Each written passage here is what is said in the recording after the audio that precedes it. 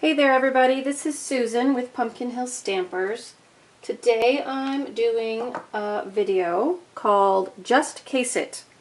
The idea behind this video series is to pick a card that I like, show you how I take that card and create a sketch from it, and then I choose a totally different stamp set and recreate the card from the sketch. So this is something you can do as well, whether you find photos of cards in our catalog idea book, on Pinterest, at other demonstrators' websites, wherever you might get your inspiration. This is one way to take those favorite things you see and turn them around and make them your own creations. So bear with me as I go through this. This is the first one I've done. I'm going to try to go slowly and make it make sense. But of course, comments below is always welcome. And I will post onto my website at pumpkinhillstampers.com photos of the process as I go through. So all the little details will be put in there. So if you miss something in the video, don't worry about it. You can go find the document and have all the details. Okay, so today I have this card sample that came from Stampin' Up! With the release of their new Spring Occasions catalog. And the card that really popped out to me was this one that they did on Berry Burst. Now, this is with a new stamp set from the Spring Occasion catalog, which I do not have. But I like the design of this card, and to be honest, this is very similar to a design I use a lot. So I like symmetrics, and I like lots of color, and I usually do 3 colors, so that really appeals to me. So what I do when I see a card that I really like is I sketch it out. So our grid paper is a great source for sketching. It's 1/4 inch grid paper. I also have a notebook that I use. It's just a grid sheet notebook that I got at Staples. So when there's a card design that may be a little more difficult than others, I will sketch it out. Or if there's one that I use frequently, I'll put the details in here so that instead of recreating the sketch every time, I can just refer to my notebook and make adjustments depending on the stamp set. So let's go ahead and I'll show you how I sketch out my cards. So I know that a typical card is 4 1/4 by 5 1/2. So I'm going to start with that. So right here I'm going to go, so the middle line is here. So I'm going to go 1, 2, 3, 4 and 1/4 over. And then I draw a line down. I know that the midline is 5 inches, so I go 2 more grid points. So there is my 4 1/4 by 5 1/2 card base. Okay, so my cardstock is going to have to be 8 1/2 by 5 1/2, and then I score it at 4 1/4. Okay, to get my folded card. Now from there we have this focal point. Okay, so I look at my sketch here, my sample, and I say, okay, this looks like it's about 1/2 inch in and up from the bottom. So I go up to and into, and then the top looks like maybe it's 3/4 to 1 inch in. So let's start at 3/4. Okay, so 3/4 over. Then this is about the same as that, so I'm going to go 3/4 there as well. So now when I put that on my paper, and I kind of sketch out that box,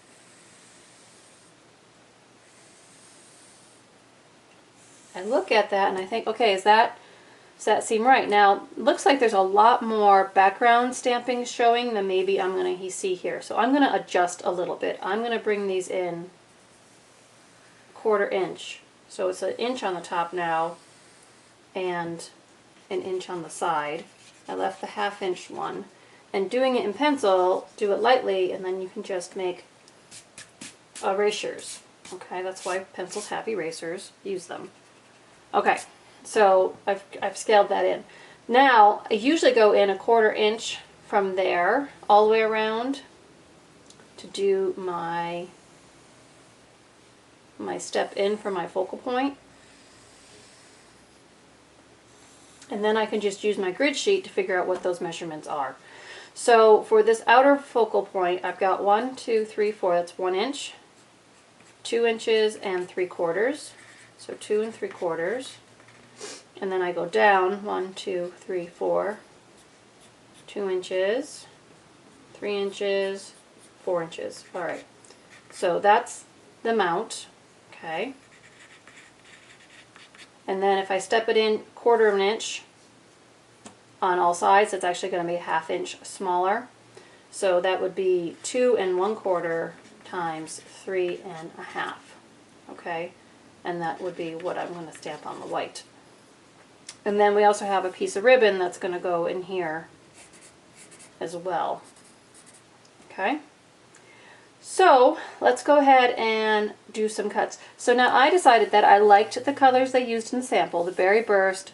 I'm going to use Tempting Turquoise, I think. Berry Burst, Tempting Turquoise, and then this is our Lemon Lime Twist. So I'm going to go ahead and use those same colors. And so I'm going to start by, alright, so here are the colors that I'm going to use, okay? So this is paper I had in my stamp room. So now I've already cut my Berry Burst to 5 1/2 by 8 1/2 and scored it at 4 1/4. So that's going to be my card base, see? So just give that a good crease. Now I've got to cut down these two. So now I've written down what those are. So I'm going to do the Tempting Turquoise. I want 4 by 2 3/4. So let me see here, 4 by 2 3/4. Okay, there's that one. And then my white from there is going to be 2 1/4 by 3 1/2. So 2 1/4 by 3 1/2.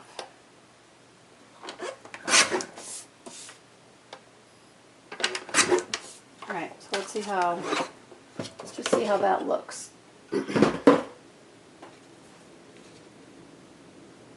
All right, so looking at that, I actually think maybe they used a different blue than Tempting Turquoise, but I'm going to go ahead and use Tempting Turquoise. And see how that framing is pretty bold around the blue, and this is a little more delicate?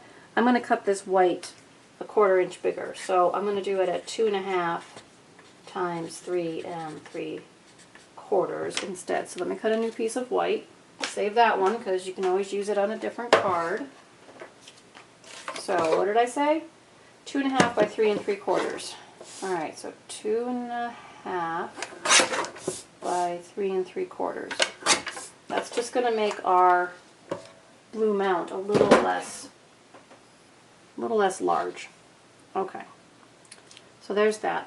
Now I've decided to go ahead and use the Color Me Happy stamp set, and then I also have, I don't have the Berry Burst ribbon they've used, but I've got this Berry Burst seam binding, so I'm going to use this Berry Burst seam binding when I do my ribbon.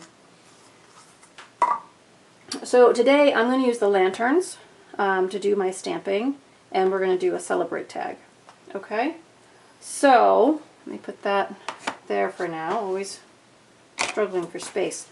Alright, so let me see. I'm going to stamp on the background with Versamark. This gives you a watermark image. Okay, so I'm going to use the 2 lanterns, which are just fun images, and I'm going to stamp them as a background image on my cardstock. So just ink them up, and I'm going to kind of do them like they were hanging, but I'm not actually going to do the bar that they're hanging on. So just kind of create a pattern going down. Now remember, you're not going to see all of these because we're going to have the other piece on top. So don't worry about, you know, necessarily all of your spacing and that.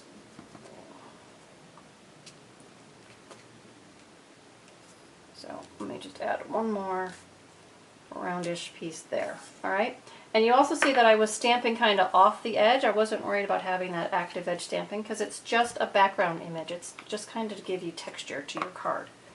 Alright, so there's the background. Then we've got the 2 pieces, the mounts. So now I'm going to come in with Memento Black, and I'm going to stamp the lanterns on a wire.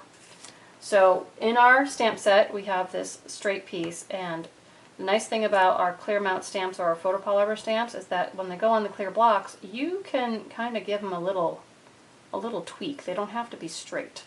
Okay, so I'm going to stamp with Memento, and I'm just going to start with a wire kind of across the top of my card there, and then I'm going to put another one down here. Let's do that much for first. Alright, so now I'm going to come in with the lanterns, and I'm going to stamp these hanging on that wire, and I'm going to alternate them.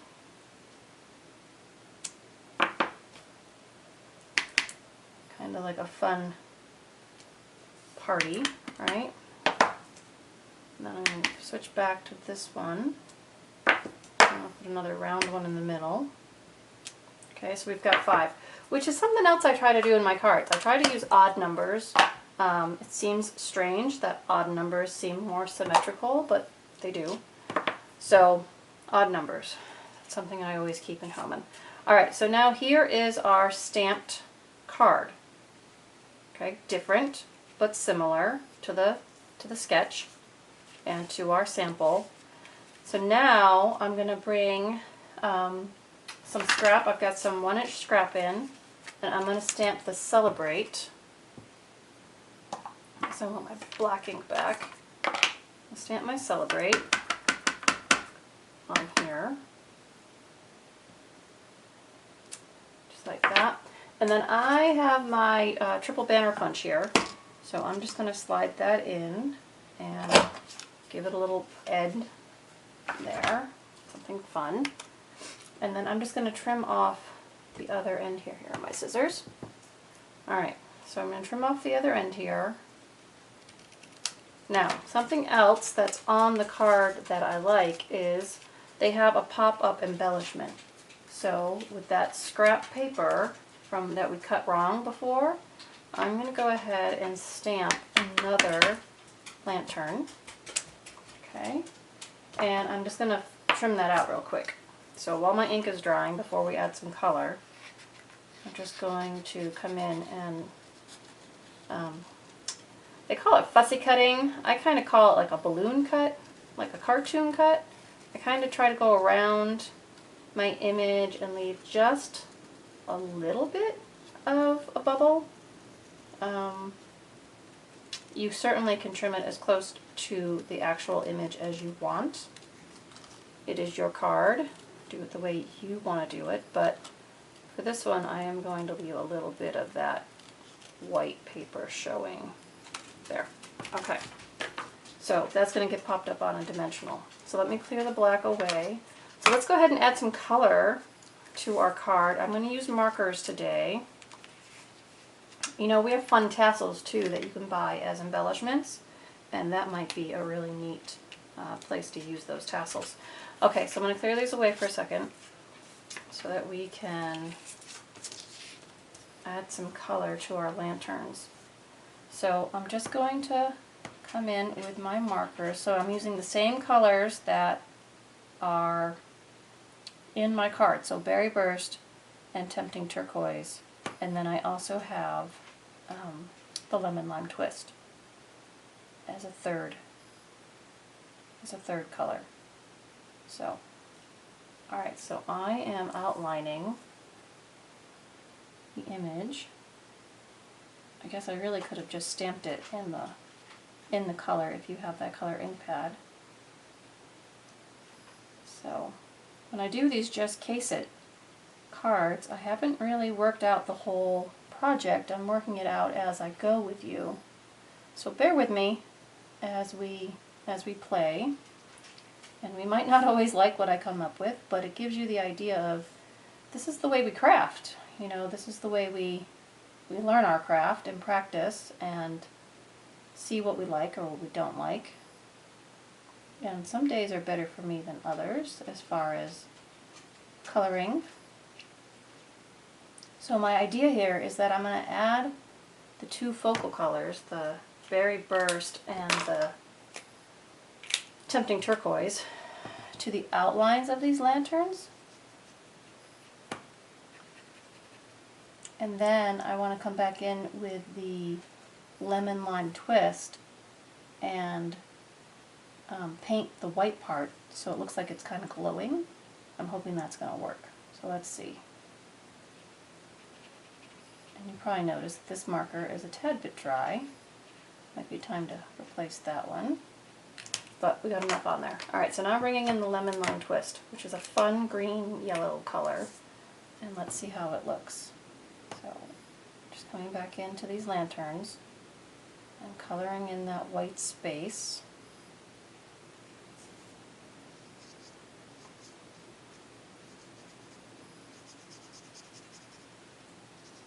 So, those of you who like to color like I do, we've got lots of mediums to color with, markers, crayons. You can do ink with blender pens. We've got the new alcohol markers, which are fun because they're light and dark shades.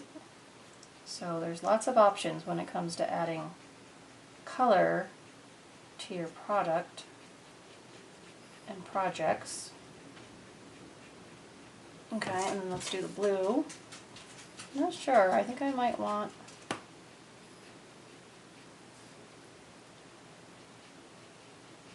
more berry burst color in there, we'll see. Alright, so time to test it. There it is on the wire. Remember, our Celebrate's going to come in here, and then we're going to have another lantern on top. So, yeah, it's probably going to be fine. Alright, so I'm going to go ahead and color this lantern as well. I'm going to do this one first, just because it's still in my hand. Color this lantern in. And then I'm going to use the Berry Burst on it, since the card is that Berry Burst color. So this is really going to be the focal embellishment on your card. So it's the one you want to take the most time on, I guess, if you're in a hurry. Kind of like I'm working today. Don't want these videos to be too long. And remember, you can always fast forward as I'm working. Don't think you have to listen to everything or all my silence. Okay, so let's do some mounting. So I'm bringing my snail in. I'm going to mount my focal image on its paper mount. Okay. And then I'll bring in a dimensional or two and put it on the back of my Celebrate. And I'm going to put another one on the back of my lantern here. Pop that up. Alright, so this is going to go on there. Now I haven't attached that yet because I still want to run that ribbon, I think. So I'm going to put Celebrate here, and I'm going to put my lantern there. Good. Alright, so now let's see about the seam binding. So if I run this underneath and then put a bow at the top. Yeah? Okay, we'll do that. Alright, so let's see, we have to measure. So I usually go 3 lengths. 1, 2, 3 lengths. Turn that off. And I'm going to run that through my card. And then sometimes I'll put a glue dot down to hold the bow where I want it to stay, but they don't happen to be on my table at the moment, so we won't do that. So I'm just going to do a double knot here at the top of the card. Seam binding is fun because it's got that crinkled look to it, and it's light and airy, so it's kind of festive. And then just bring it up, trim it. Alright, so now I'm going to put some dimensionals on the back of our focal point. Pop that up on the card as well. And we're going to have a fun card to use for a celebration. So it could be New Year's or birthday, an anniversary,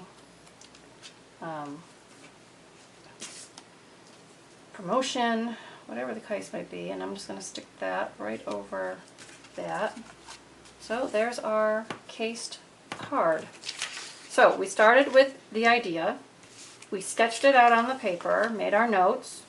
Then I chose to stick with the colors, but you could change the colors. I picked a new stamp set that I had, because I didn't have the one in sample. Of course, could case it if you did have the one in sample. And I created a new card. So that's it. That's how we case our ideas. So I hope you learned something new today. I hope you enjoyed it. I'm going to be doing these every so often, trying to give you guys a peek into how to craft from scratch. And I hope you enjoyed it. So again, leave me comments below. Visit my website, pumpkinhillstampers.com, if you would like to shop with me or if you have any questions. And I will put the link below to the post on my blog to this project specifically. So if you want to see any of the details or the photos, they'll be there for you.